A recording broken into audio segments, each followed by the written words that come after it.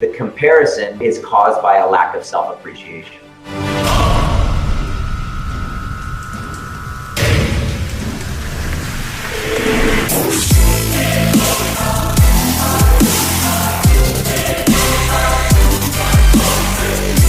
Welcome to Trigger Proof, episode 11, Stop Effing Comparing Yourself to Others. It is a pleasure to be here. This show is first of all, my name is Dr. Nima Rahmany. This show, Trigger Proof, is dedicated to helping people expand that space between stimulus and response to give them a choice to create and design the relationships, career, and health that they truly deserve. Now, what we focus on specifically, this is the majority of the people that really are interested in this conversation, are those who are stuck in kind of like a relationship limbo. Should I stay? Should I go? What should I do with my career? I'm constantly comparing myself to others. I'm feeling anxious consistently. I'm going through a transitional anxiety. Which direction should I go? What is my next move? I know what that feeling is like, especially I also know what it's to be comparing myself to other people. And so specifically because of the fact that I'm a twin.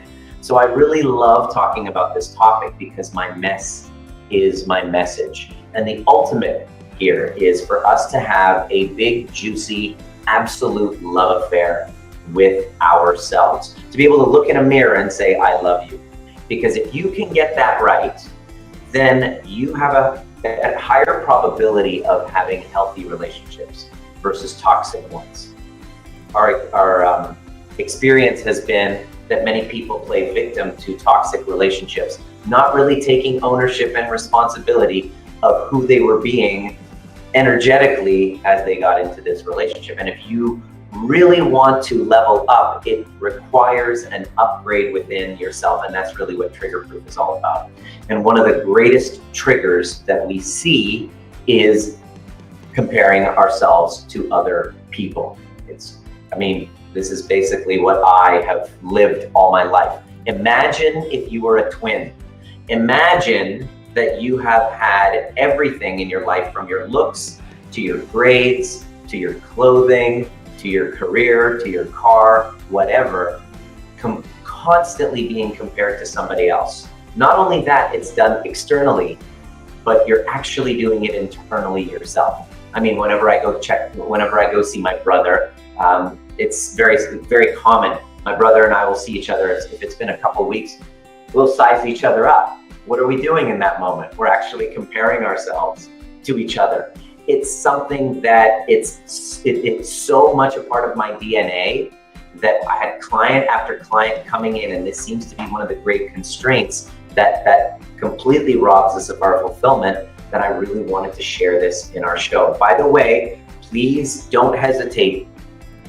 Your comments are always welcome. Questions, I'd love to answer them if we can on the show. If not, join our Facebook group if you haven't already, The Art of Powerful Alignment, where we can continue the conversation. High-vibing people looking to upgrade themselves. And we are, just as a side note, make sure you subscribe to this channel so that you don't miss an episode. We upload them onto YouTube every single week, and we do them exactly at the same time every single week, Wednesdays at noon Pacific, 3 p.m. Eastern, early morning on Thursday morning in Australia, and evening in Europe. Speaking of which, next week I will be broadcasting live, hopefully from Paris, France. I don't know where I'm going to be, but we're working that out. I have a commitment to do 100 shows straight, no matter what, and I'm going to hold to that commitment. So today we're going to be talking about how to stop comparing to others. Now, why is this so important? Because every one of us want to feel fulfilled and feel confident. If we don't actually feel that sense of accomplishment, fulfillment, and confidence, it impacts the way that we show up in our workplace. It impacts how much money we're able to earn. It impacts the way that we show up and what we feel that we deserve in a relationship. And it's extremely important to take a look at this and dissect it and look at the neuroscience behind it, which is why we got Dr. Russell Kennedy joining us a little later to talk a little bit about that. But I wanted to tell you how prevalent this whole concept is, because Dr. Russ is going to be jumping in and out of this conversation to talk a little bit about, what's going on in the background in our brains and how we can hack it so that we can then find that fulfillment using neuroscience principles. But how big is this concept of comparison? It's so prevalent that they did an experiment. They did a monkey fairness experiment. You might want to even YouTube this. Check it out. It's actually hilarious because it's just a 2 to 3 minute video you can check out on YouTube. And what it says, the results are fascinating. 2 monkeys that are in a cage that are given a task to give a stone to the experimenter. And when they give that stone, they are both given a cucumber. No problem. They're given that stone. The monkey gives the stone. The experimenter rewards them with a cucumber. No problem, right? Until something very interesting happens. They give one of the monkeys, instead of a cucumber, they give a grape, which is a little bit sweeter, a little bit more desirable in terms of food, and all hell starts to break loose. The monkey that was at one point completely satisfied with getting the cucumber now looks at the other monkey receiving the grape, who loses his shit. And in actuality, actually, you can see it in the video, he takes the cucumber and throws it right back at the experimenter. It's actually quite hilarious. But it illustrates something very deep-rooted in our psyche, is that we are constantly comparing ourselves to others. And Winston Churchill says, comparison is the thief of joy. In other words, in one moment, the perfectly happy monkey turns completely angry with the exact same receiving because he's comparing to something completely different with what another monkey was receiving. So this is embedded in our DNA. This is part of who we are. And I'd like to welcome Dr. Russ to talk a little bit about why that is. I'm going to actually get him on in just a second. But I wanted to just start by saying that there's 2 types of comparisons that you're going to make. You're going to make what's most commonly the killer of your self-esteem, an upward comparison. Comparison upward. In other words, that's when you look at other people who you perceive have more than you. Somebody's got a nicer car, somebody who's got a hotter partner, somebody who makes more money, you name it, somebody who's got a better body. And that comparison all of a sudden causes us to turn around and then feel like I'm not enough. I'm not good enough. I'm not worthy, all of that stuff. And it's so common. And then the second type of comparison is a downward comparison. It's when you look at somebody who is less fortunate and then you either judge them for it and say you're better, or you can use it for a much more empowering comparison, which is to help you become more grateful for what you have going on. I did a lot of missionary work with chiropractic mission trips. And that was one of the side benefits when I was kind of like in this state in my life where I was just, I was successful, everything was going great, but I was just kind of like, what the heck is there? There's got to be more for me. And so I would then, this is what was common, and they would ask me to speak during these mission trips and talk about how we're selfishly coming to serve because we can then make a downward comparison and then feel more grateful about our lives if we were truly being honest. So there's 2 types of comparisons, upward comparison and a downward comparison. But we compare, and it's a part of our psyche, it's part of our social engagement. Dr. Russ, could you welcome, brother? Hey. Nice to see you. So you saw that monkey experiment. I did. And I'm encouraging everybody to, maybe if you can put the link in the comment section for me, that would be awesome. Yeah, sure. Probably do that. Can you explain what the heck's going on when that's happening? Because monkeys are doing it. So it's not just us. It's very, I mean, I see this with dogs too. Dogs is the same thing, right? You have two dogs. Have you noticed that there's like a comparison thing going on? What's going on in the brain when that's happening? Well, I think, overall, when we compare ourselves to others, there is a positive in that. That it helps us find some of our values. Like if I go on Facebook and I see that someone is the world champion bridge player, I'm not really going to be too threatened by that. But if I'm go on Facebook and I see some physician has, broken this psychological barrier and now has this fantastic method of helping people with their OCD, there's going to be a bit of me like, oh, why didn't I figure that out? So there's part of it that is positive, and there is part of our brain called the default mode network, and basically it's what our brain does when we aren't concentrating on something. We go into this default state. So if we aren't focused on a particular task, or if our eyes are closed and we're visualizing, or what's coming out now about the default mode network is that it's really highly involved in our social processing. So we'll look at someone else and we'll go, oh, okay, we either attribute them as being higher than us, in a higher status than us, or a lower status than us. Both are separating. So as soon as we separate from other human beings, we start separating from ourselves, and that creates a whole lot of anxiety, and that anxiety drives that compulsion or that addictive need to keep trying to solve the problem. And we keep trying to solve the problem with continual comparisons, where we come up either on the positive side, wow, I'm way better than them, or on the negative side, wow, they're way better than me. And there's no balance, because the person you're supposed to pay attention to is yourself. When you're comparison, you're putting the onus on the other person. Amazing. Thank you for sharing that. So in other words, it's default. It's not something that we have conscious control over. It's just happening automatically.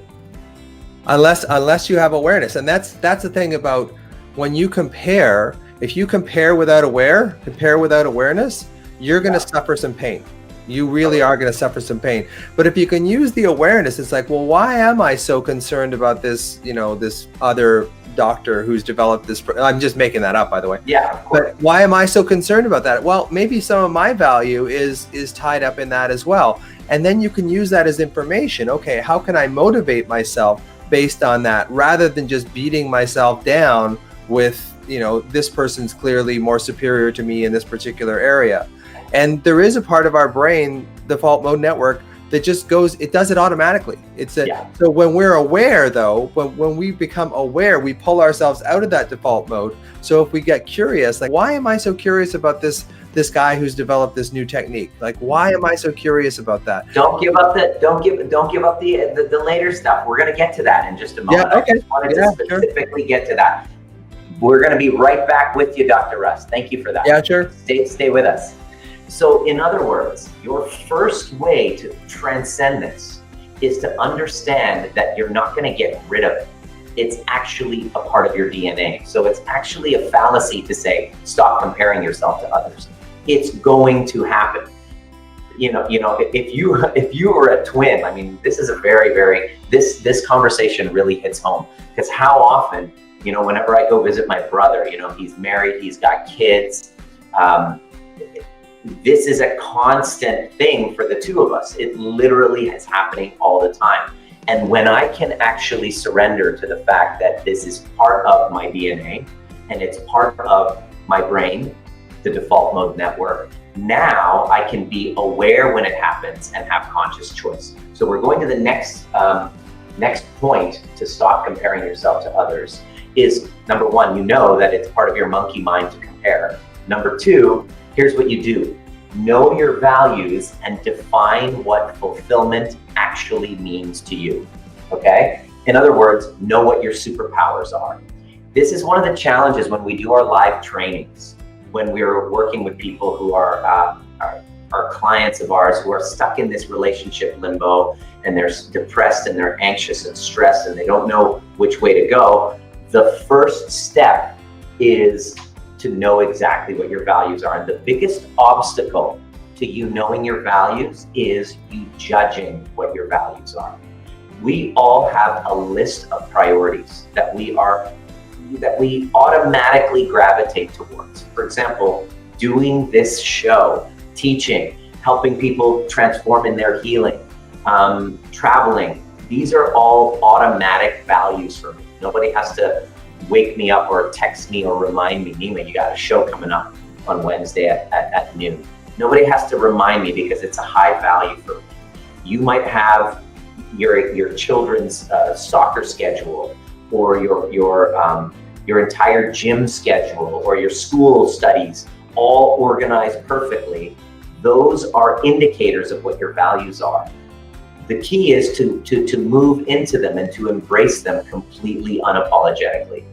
Your biggest obstacle is judging what your values are. We have John DeMartini has value determining questions. I've adapted some of those that make them a little bit easily more mentally digestible for value determining questions, where you know exactly what's highest priority for you. And then to acknowledge what your superpowers are and realize that you're often comparing your lowlights to somebody else's highlights. And this is a very common comparison, upward comparison that you do.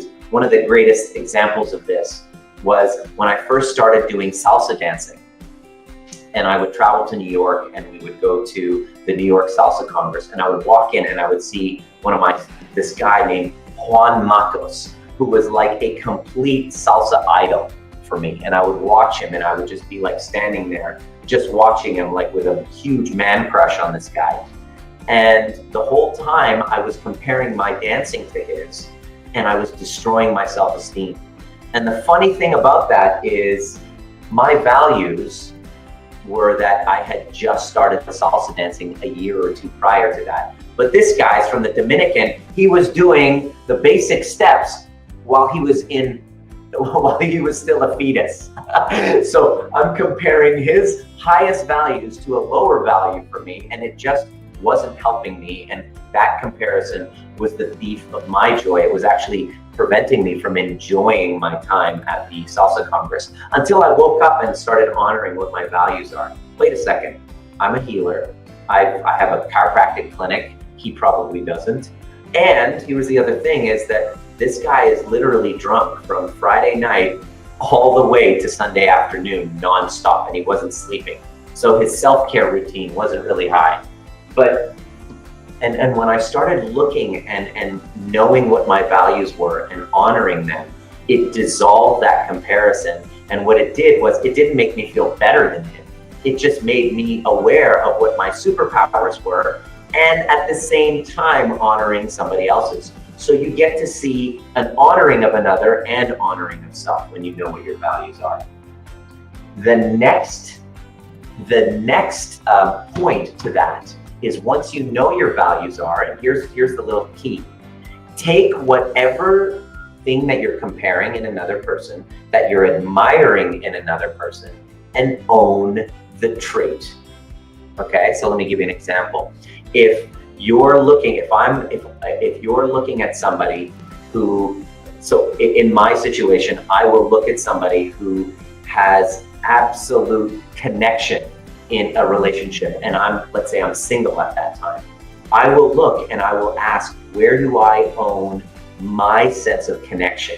So I'll compare it to somebody who's got a deep connection in their relationship, and I will start comparing my life if I'm single, and I'll beat myself up. And then I ask the question, where do I have connection? Well, I have spiritual connection. I have connection with certain friends that person doesn't have. And I also have a connection with my purpose. I also have a connection with my clients. I also have a connection with my work that I wouldn't trade for any other connection in the world. In fact, my life is an exact demonstration of it. And when I can own the trait, the specific trait, so you want to write down what it is that you think that person has that you don't. And then you want to ask, where do I display that exact thing to the same degree in my own form? So you have every trait that you admire in another person. You also have every trait that you despise in another person. So it's the downward comparison that you really want to look at as well. So you want to own the trait that you admire, and when you do that comparison, that upward comparison you're making, you start to see yourself in that and you start honoring yourself. This is about self-awareness. You can also despise somebody and judge them and resent them and think that you're greater than. A great tool to help you dissolve that is ask this question: where do I own that exact trait to the same degree in my own form? Even if it's a trait that you despise, that will dissolve your judgment and resentment. Because to the degree that I see myself in every person is the degree that I feel love, I feel compassion, I feel empathy, and self-love.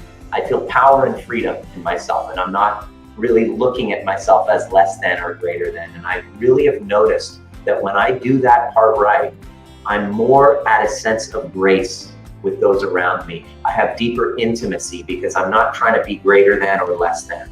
So making sure that you own the trait that you admire or despise, write down what it is and ask, where do I have it? Who sees that in me? And I want to thank Dr. John Demartini for that specific question from his Demartini method, because it is so good at dissolving comparison, upward and downward. The next part, which is exactly on point with this, is for you to study people's pain. See, what happens is we make these upward comparisons with other people, and we think that they have these greater lives. We have, you know, they have all of it, they have their shit together, and I don't. You scroll on social media, and which in the morning when you wake up and do that, you're literally implanting ideas in your brain that you're not enough because you're making an upward comparison to other people, or a downward one. And so either way, you're dissociating from yourself and dissociating from others, which isn't a really high energy place to be for your health, your business, your career, and your relationships. So what you want to do to dissolve that tendency towards comparison is to really study other people's pain. Study and realize, when you realize what it took for you to get there, what it took for that person to get to where they are, you're not going to actually be envious of them. You know, you see that person, oh my gosh, I would love to have that six-pack. Yeah, well, would you love to say no to all the cookies and all the cheeseburgers and all the French fries? Would you love to say no to that? So when you're making a comparison, you're blind to the pain that they've gone through in order to get that. And it's wise for you to study people's pain, which will help give you an appreciation. You turn that comparison into an appreciation, because then you can go into the next one, which is number 5. Hopefully you can see it there in the image there, which is to always be a student. Instead of saying, you know what, what did that person has that I don't have? You go, you know what did they go through? What was the challenge or the obstacles or the mountain that they climbed in order to get there? And now you can be a student.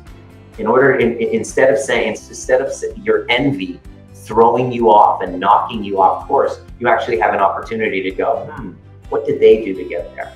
What can I do? And now you have a deeper appreciation because you've studied their pain and you've studied their journey to get there. This is a very, very empowering use of comparison. And I urge you to make that a priority. So Dr. Russ, I mean, you and I talk about this stuff constantly with comparison, where I compare to you, you compare yourself to me. And this is a very real conversation that you and I have. Like, you texted me the other night and you said, it's amazing how similar our journeys have been, right? Yeah. Because I often catch myself comparing myself to you. You know, your dashing, amazing physical appearance. I'm jealous of. I wish I had, you know, the style and the grace that you have. But maybe someday, when I grow up, I want to look as good as you. Is what I'm trying to say. Well, I want, it's all, you know, plastic and makeup mostly. But you know, the thing is, I'll never get that tan that you have. Like I want that. Like I look at you and I look at that thing, and then you go out in the sun and you're even a little, more golden brown and darker, and then you go on Facebook and I'm like, oh, I'm this pasty Scottish guy, right? Like I go out in the sun, I turn a little bit blue, like but the thing is that you can blame your parents for that, though. The thing is that there are certain things that it's wise for us to blame our parents, and that would be a good one. I mean, that's not your fault. Yeah. But I appreciate that. And we do compare. Oh no, and we're highlighting a little thing here. Like one of the things, like when you get yourself caught in comparison, start making a joke out of it. Exactly. It actually accesses a different part of your brain that allows you to go, is this really important? Like, is this really important? So and what's your goal? A lot of times when we're, in fight or flight, or we're, activated, the fear bias of our brain comes up equal to the amount of sympathetic activation we have in our system. So if we're stressed and we go on Facebook, don't compare someone else's outside life to your inside life, because it's never going to match up. And especially if they really embody some of your values. Like if your values is to be really fit, and then you go on and you watch all these people who are really fit and, tanned like Nima and, strong, you're going to emphasize that fear bias, and you're just going to keep going down that track. So that's why I say it's so important to pull yourself into awareness, to pull yourself out of that default mode, that automatic replicated fear bias of the brain that wants you to find the negatives about other people and yourself.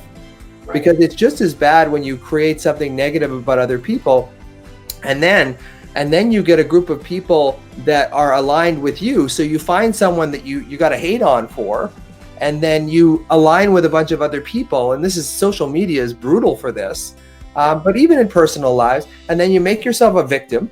And then once you get into victim, you go into that fight or flight, and it self-perpetuates. And then you will find that you will continually look for the negative aspects of other people, which is 1, separating, and 2, has no awareness, and 3, has no sense of humor. So you just keep doing the same thing over and over when you compare yourself in this automatic Groundhog Day kind of paradigm, and you never get out of it. And that's one of the things we're in this society. So the neuroscience of this is that be careful what you go in there with. If you're not regulated, if your body's not regulated, you're going to go in there looking for negatives, because that's what your brain does. Default mode. That's Absolutely. Dr. Russ, thank you so much for your perspective. I really appreciate it very much. And this is a very important topic. I mean, you hit a very important point, which is, who am I in this observation? And what's my nervous system currently? What level of energy is my nervous system currently? Because there's times where I'm walking around and I'm looking at other people, and all I can do is just appreciate. I see myself in other people. I don't see myself as above or below. And I just have deep sense of appreciation when I'm regulated, I'm connected to my higher forces. And there's other times where the hormones of stress are basically driving the bus. The ego is driving the bus. And when the ego drives the bus, only the ego is comparing, right? And so when I find myself comparing, this is a good little wake-up call for me to awaken to the fact that my ego is driving the bus. I'm dysregulated, and it's time for me to start to appreciate myself a little bit more, because the comparison is caused by a lack of self-appreciation. Yeah, and you're either in protection or you're in growth. So if you're in protection, you're going to see things and separate yourself from other people. Whereas if you're in growth, you're going to see yourself in other people and maybe laugh about it, or maybe connect with yourself. Like, I have that trait too. I have that, that need to be needed, or, what I have that trait too. And the more you own it in awareness, the more it dissolves the charge. And when the charge comes down, your nervous system has a chance to relax, and then you're much less trigger proof, because you have to have this regulated nervous system. So I guess what you're trying to say in this show is that when you look at someone else and you compare yourself, and your autonomic nervous system lights up, and you get fear, you get afraid, and your fear bias lights up, you're going to be triggered, because you don't have the right substrate to be able to kind of go, hey, how can we look at this in another way that it doesn't fire me into it doesn't trigger me into this automatic all body reaction. Totally. Dr. Russ, thank you so much for your participation. I'll see you at the next perfect time, my friend. Okay, bud. So Russ raises a really great point, is that when we are comparing, it's ego that's in the driver's seat, because only an ego compares. And see, these points here, understanding your monkey mind, knowing your values and defining, being sure to define what that means and know what your superpowers are, and own every single trait that you see in other people that you're comparing, whether it be an upward comparison or a downward comparison, and study people's pain, and always be a student of just be a student of what you're observing, instead of comparing, saying, well, how can I get there as well? And owning that you can have exactly the same things if you're willing to embrace the pains that that person embraced in order to get there. And so the reason why this is so important is because if we don't get this part right, this is it.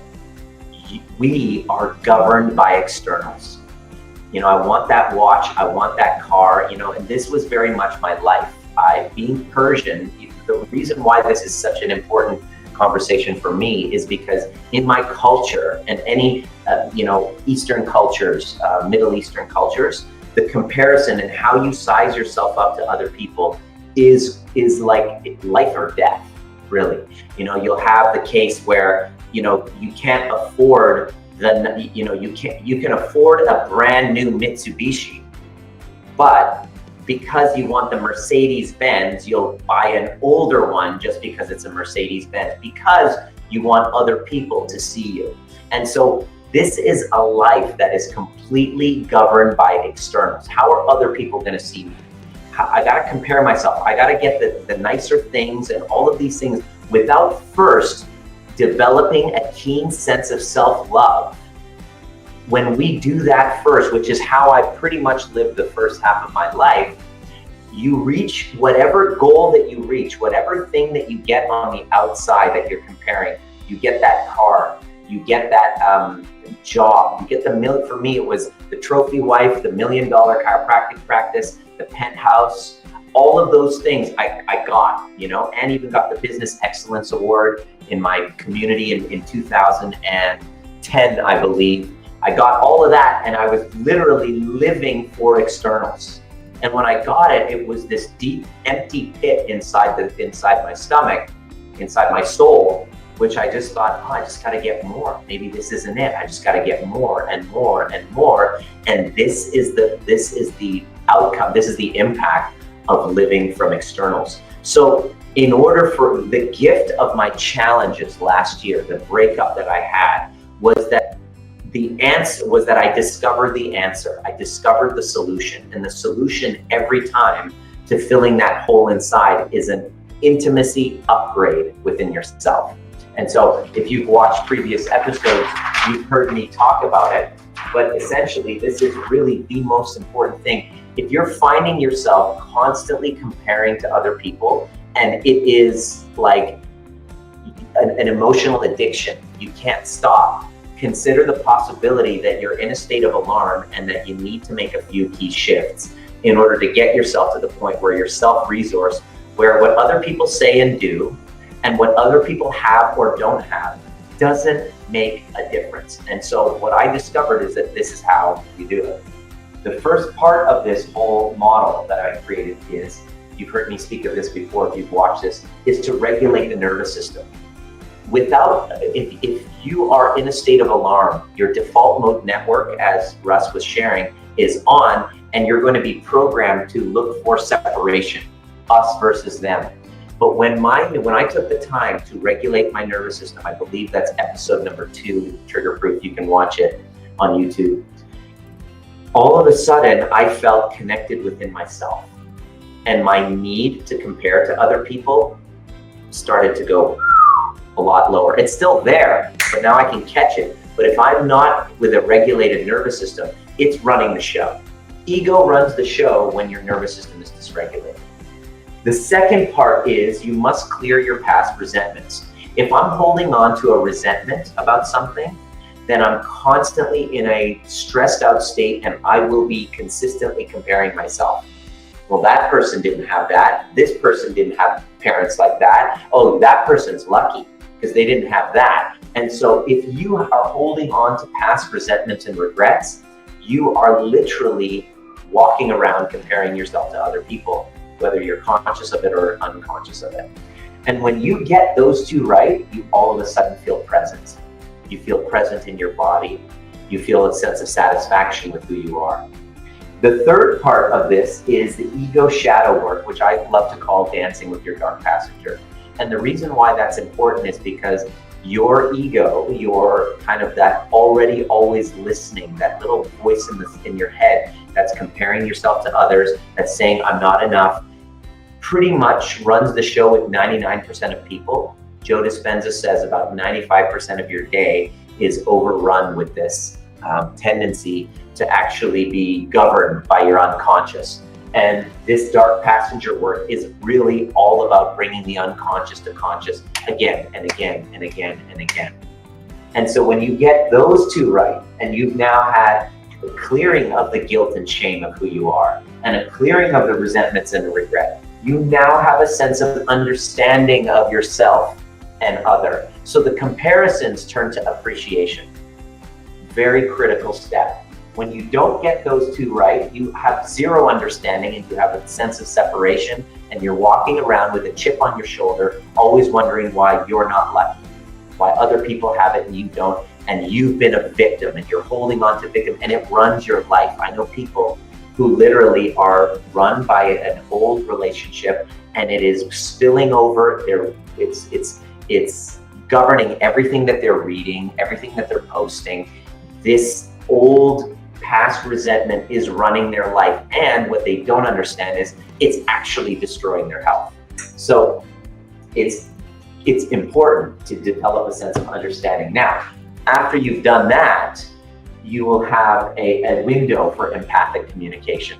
The communication that I'll have with my friends will be like, hey, you're calling out your ego, calling out the fact that you're able to you're actually having a comparison game going on. It's really important for you to be able to have empathic communication. It's critical that you learn that. And the way that we do this to regulate ourselves is to have co-regulation. So we self-regulate and co-regulation. We do it with commitment and through community, because we heal in community, we transform in community. So if your ego is running the show and you're constantly comparing yourself to other people, and it's an addiction that you have, like you can't stop it, then you're dysregulated, you're in the past, and you haven't yet learned how to manage that dark passenger of yours, and you haven't learned how to have empathic communication, and you have lost the ability to self-regulate. Good news is there is help and there's transformation that's available to you. It's called an upgrade. You gotta upgrade your intimacy towards self and other people. And when you get all of that right, you're still gonna compare yourself to other people because it's part of our default mode. However, you will be able to regulate it, and you will be able to call it out, and you'll be able to share that with other people and laugh about it and have humor, which will result in a far greater experience of being alive than it is to be in a hole, kind of dissociating from yourself and other people, seeing nothing but separation and having disunity and disconnection. So once again, that intimacy upgrade is how we do it, and how to stop comparing yourself. Realize that your monkey mind is always going to compare. Know your values and define what fulfillment means to you, and own where you have it, and then appreciate other people for their own values and own your superpowers. And when you're comparing yourself, figure out what trait it is and own the trait that you admire in that person. Ask, where do I have it? What form do I display it in? And the ones even that you despise that you're judging, say, where do I own that as well? So that you can see yourself in other people and you can actually learn how to self-regulate.